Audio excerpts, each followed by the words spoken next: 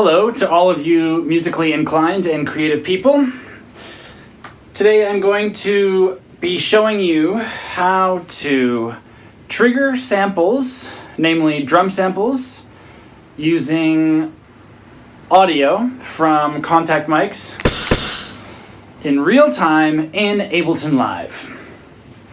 The reason why I'm doing this is because I searched for how to do this on the internet and on YouTube, and I found it not as easy as I thought it would be. I had a feeling it would involve some kind of Max MSP plugin, which in fact it did. And I searched around and I found a good one. It costs $8, and I don't know who created this plugin. I have no connection with this person whatsoever, so obviously I'm not in any way making any profit from this. But I did want to share it with people because it was hard for me to figure out how to do it. It took me a long time, and if anyone else is trying to do something similar, here you go. Here's a good way to do it. Let me just quickly right now demonstrate how it works. So I'm going to be playing these objects here on the table with these sticks.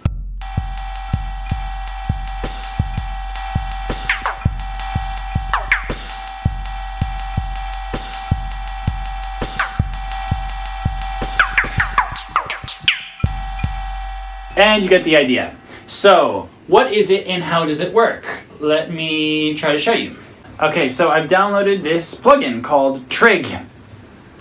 This saved me a lot of time because someone made the plugin. I figured $8, that's pretty cheap. I can just get it, and it did exactly what I wanted it to do. So if you are also trying to trigger drum samples using microphones or contact mics, this is the best way to do it. Now I also have this is a guitar pickup here, so you can use a guitar to trigger the drum samples. Let's take a look at it. So let's work with the, I guess we'll work with the bass drum sound here. My interface has 4 channels, so I can only send 1, 2, 3, and 4. So I've chosen, 1 channel for each one. And this one is 2 for the bass drum. And here's the receive. For the send, this is the input side of things. You're basically just setting the threshold for what will trigger the sample. So you can set a very low threshold, which means that you just tap it. Even if you tap it very lightly, the sample will trigger. Whereas if you set a high threshold, it won't trigger until you hit it pretty hard. My main purpose for doing this was so that I could trigger samples with my feet. So basically I would hook these contact mics up to like maybe a piece of wood or a piece of cardboard and maybe tape that to the floor. And then so every time I stomp my foot on the piece of cardboard, that will trigger the sample. So, and then we'll go to the receive side of things here. Now you can control what note is played back. So that means, here's my bass drum. I can make it a really high note.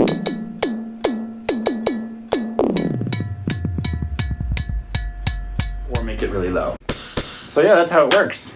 Okay, so this is also an important thing, is that where are we at here? Here, the volume to velocity is kind of important. So if we turn this up, that means that it's very sensitive to velocity right now, so it's going to make very quiet sounds when you hit it lightly.